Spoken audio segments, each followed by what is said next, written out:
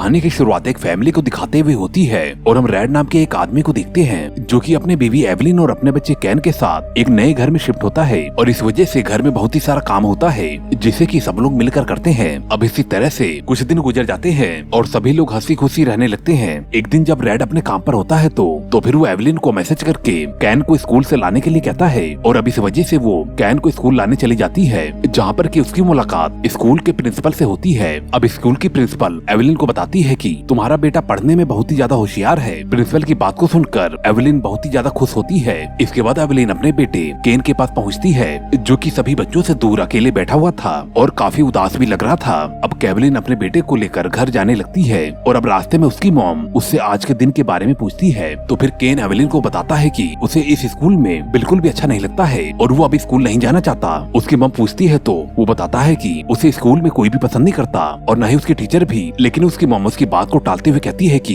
ये स्कूल यहाँ का बेस्ट स्कूल है और इससे अच्छा यहाँ पर कोई भी स्कूल नहीं है। अब एक दिन एवलिन कॉल पर अपने मॉम से बात करती है और तभी दरवाजे की बेल बजती है तो फिर एवलिन देखती है कि उससे उसका फ्रेंड यूरी मिलने आया हुआ है। दरअसल यूरी एक तांत्रिक होता है जो कि घर के अंदर मौजूद किसी भी काली शक्तियाँ या किसी भी सुपर पावर को महसूस कर लेता था और वो यहाँ पर एवलिन को चेतावनी देने आया था। वो उसे कहता है कि उसे इस नए शहर में बहुत ही सावधानी से रहना होगा क्योंकि आए दिन इस शहर में बहुत ही सारी ऐसी घटनाएं घट रही हैं जो कि बिल्कुल ही अनएक्सपेक्टेड हो सकती है। दरअसल एवलिन का परिवार अभी अभी इस घर में शिफ्ट हुआ था और इसी वजह से यूरी को उसके परिवार की चिंता हो रही थी। इस वजह से वो उसे समझाने आया था और तभी रेड वहाँ पर केन को लेकर अपने काम से वापस आ जाता है और अब वो यूरी को घर में देखकर बहुत ही ज्यादा गुस्सा होता है और वो कहता है कि भूत प्रेत जैसी कोई भी चीजें नहीं होती और ऐसी चीजें तुम्हें घर में लेकर नहीं आनी चाहिए। और वो कहता है कि वो यूरिन को दोबारा यहाँ पर न बुलाए और उसे वापस से भेजने को कह देता है। अब एवलिन अपने दोस्त को बाद में आने का बोलकर वहाँ से भेज देती है। अब इसके बाद एवलिन रेड से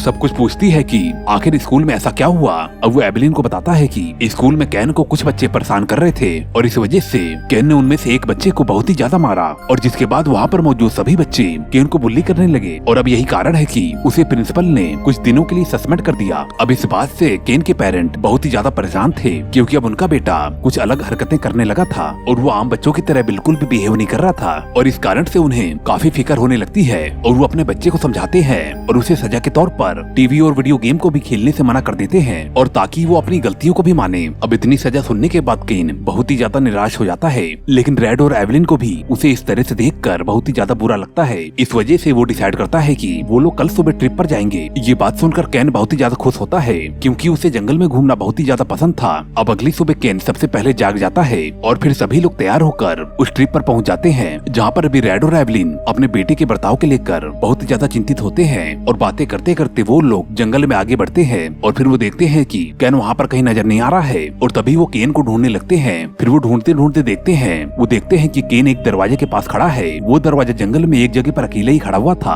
और देखने में जो दरवाजा बहुत ही ज्यादा भयानक और अजीब सा होता है, उस दरवाजे को देखकर एवलिन और रेड दोनों ही डर जाते हैं क्योंकि वो दरवाजा बहुत ही ज्यादा पुराना भी लग रहा था और बहुत ही अजीब तरीके से वहाँ पर जंगल में खड़ा किया गया था और वहाँ पर सिर्फ एक अकेला दरवाजा ही था और आसपास कोई घर भी नहीं था। उनके घर में एक दरवाजे की कमी थी और जिस वजह से वो लोग फैसला करते हैं कि वो उस दरवाजे को अपने साथ ले जाएंगे और इस वजह से एवलिन उस दरवाजे की चाबी ढूंढने लगती है जो कि उस दरवाजे को एक चैन से बांधा गया था। एवलिन को वो चाबी मिल जाती है और वो लोग दरवाजे को अपने साथ में घर पर लेकर आ जाते हैं। उस दरवाजे को घर पर लाकर एवलिन उसे अच्छे से ठीक करने लगती है और उस दरवाजे को अच्छे से रिपेयर करके और उसके ऊपर पेंट करके उसे एक अलमारी के दरवाजे में फिट कर देती है। अब वो दरवाजा बहुत ही पुराना होने के साथ साथ बहुत ही सुंदर भी हो चुका था। अब एवलिन ग्रोसरी मार्केट जाने के लिए अपने कोट को उस अलमारी के दरवाजे से निकालती है। कोट को निकालने के बाद उसे उसके कोट से कुछ बदबू भी आती है तो फिर वो केन के ऊपर शक करती है, लेकिन केन कहता है कि उसने ऐसी कोई भी शरारत नहीं की है। अब वो इस बात को इग्नोर करके मार्केट के लिए निकल जाती है और जब वो सामान लेकर वापस आती है और जब वो अपनी कार की चाबी को जेब से निकालती है तो फिर चाबियों के साथ कुछ कीड़े उसके जेब से निकलते हैं। अब जिन कीड़ों को देखकर वो बहुत ही बुरी तरह से डर जाती है। अब वो घर पर पहुंचती है तो इस बात से वो अपने हस्बैंड से कहती है कि आखिर कीड़े मेरे जेब में कैसे आ सकते हैं, लेकिन रेड उसकी बात को बिल्कुल भी नहीं सुनता और इग्नोर कर देता है। अब एवलिन रात में उठती है तो वो उसी दरवाजे के पास देखती है तो उसे वहाँ पर एक बच्चे की आत्मा दिखाई देती है और जिसे देखकर वो डर जाती है और जैसे ही वो लाइट को जलाती है तो वो स्पिरिट कैन में बदल जाता है। किसी तरह एवलिन अपने आप को संभालती है और फिर वो अपने बेटे केन से पूछती है कि वो अभी तक क्यों नहीं सोया। तो फिर कैन उसे बताता है कि उसे बहुत ही ज्यादा डर लग रहा है और उसे बहुत ही अजीब अजीब सपने भी आ रहे हैं और जिसमें कि उसे कुछ लोग पकड़ने की कोशिश भी कर रहे हैं और बताता है कि वो मॉन्स्टर है जो कि उसे साथ ले जाना चाहते हैं, लेकिन उसकी मॉम किसी तरह से अपने बेटे को समझाती है और कहती है कि ऐसा कुछ भी नहीं होता और इस तरह की चीजें बिल्कुल भी नहीं होती है, ये तुम्हारा सिर्फ डरावना सपना था। और अपने बेटे को वो सुलाने की कोशिश करती है और जब उसका बेटा सो जाता है तो वो धीरे धीरे दबे पांव उस कमरे से बाहर जाती है और उसके बाहर जाते समय हम दरवाजे के पास एक हाथ भी देख पाते हैं और जो कि किसी आत्मा का था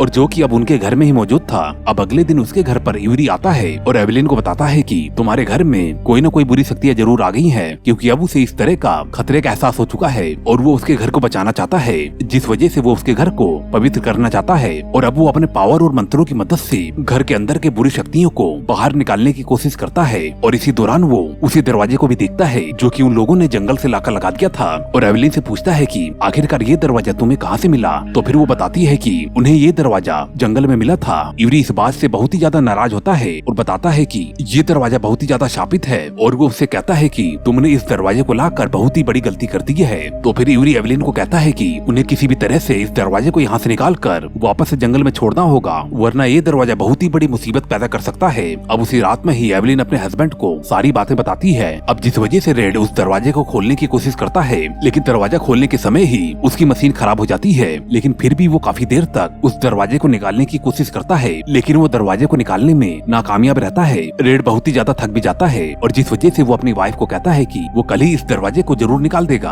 अब अगले दिन एवेलिन शहर के एक लाइब्रेरी में जाकर उस दरवाजे की हिस्ट्री के बारे में पता करने की कोशिश करती है, जहाँ पर लाइब्रेरियन उसे कुछ अजीब सी बातें बताती है और वो बताती है कि 20 साल पहले इस दरवाजे के कारण काफी बच्चे गायब हो रहे थे जो कि कभी भी किसी को भी वापस नहीं मिले। अब उसकी बातों को सुनकर एवेलिन बहुत ही ज्यादा डर जाती है, क्योंकि अब उसे केन की फिक्र होने लगी थी। हालांकि उस लाइब्रेरियन को भी इस बारे में ज्यादा जानकारी नहीं थी और वो उसे बताती है कि इस लाइब्रेरी में और भी कई सारे आर्टिकल हैं और जिन्हें पढ़कर वो काफी सारी जानकारी इकट्ठा कर सकती है। उसी रात के दौरान एवेलिन रेड को सारी बातें बताती है और रेड उसे बताता है कि वो इन सब चीजों में ज्यादा पड़ती है, जिस वजह से उसे ऐसे ख्याल आते हैं और बताता है कि तुम्हारा दोस्त यूरी तुम्हें इन सब चीजों के लिए सोचने के लिए काफी मजबूर कर रहा है। अब जब अगले दिन वो दोनों सो के उठते हैं तो वो देखते हैं कि जिस दरवाजे को उन्होंने अच्छे से पेंट किया था उस दरवाजे का कलर पूरी तरह से उखड़ चुका है और पहले की तरह पुराना हो चुका है, जिसे देखकर वो लोग काफी ज्यादा घबरा जाते हैं। अब वो दोनों इस बात से काफी ज्यादा डरे हुए थे और तभी एवेलिन के पास स्कूल के प्रिंसिपल का मैसेज आता है और वो स्कूल में बुलाकर उन्हें बताती है कि तुम्हारे बेटे केन को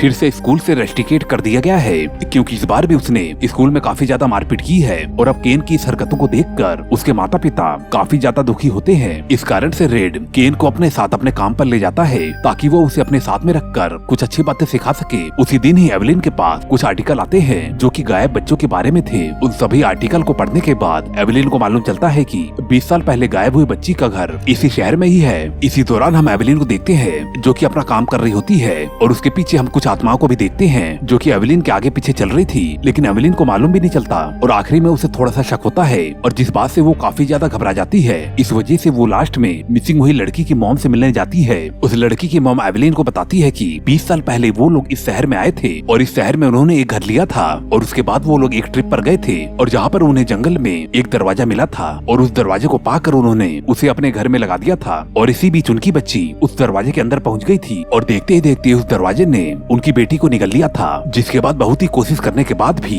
उनकी बेटी दोबारा से वापस कभी नहीं आई। और फिर उसके बाद उन लोगों ने उस दरवाजे को निकालने की बहुत ही कोशिश की, लेकिन उनके बेटी के जाने के बाद भी वो दरवाजा वहीं का वहीं रहा। लेकिन फिर उसके बाद उन लोगों को कुछ भी समझ में नहीं आया और जिस वजह से उन्होंने घर के साथ साथ उस दरवाजे को भी आग लगा दिया, लेकिन वो दरवाजा वहीं का वहीं रहा। घर जलने के बाद भी दरवाजा वैसे का वैसा ही था। इस वजह से उन्होंने घर के दरवाजे को ताला मार के और उस चाबी को वहीं पर फेंक कर दूसरी जगह शिफ्ट हो गए और उस घर की तरफ मुड़कर कभी भी नहीं देखा। अब ये सारी बातें सुनकर एवेलिन बहुत ही ज्यादा डर जाती है, क्योंकि उन्होंने भी कुछ ऐसा ही किया है और अब उसे अपने बेटे की चिंता होने लगती है। और तभी उसके पति रेड का मैसेज आता है जो कि उसे बताता है कि उसने केन को घर पर छोड़ दिया है और वो अपने काम पर वापस से निकल गया। अब इसके बाद एवेलिन जल्दी से रेड को कॉल लगाती है और तुरंत ही वापस से घर पर आने के लिए कहती है, क्योंकि अब वो समझ चुकी थी कि उस दरवाजे की वजह से केन को बहुत ही ज्यादा खतरा है। अब इससे पहले कि एवेलिन और रेड अपने घर पर पहुंच पाते, उनके बेटे को वो दरवाजा निकल चुका था और अब इस बात को जानकर वो दोनों बहुत ही ज्यादा निराश हो जाते हैं। इस वजह से एवेलिन अपने दोस्त यूरी को वहाँ पर बुलाती है और वो सारी बातें अपने दोस्त यूरी को बताती है और वो उसे केन को वापस लाने के लिए कहती है। यूरी रेड और एवेलिन को बोलता है कि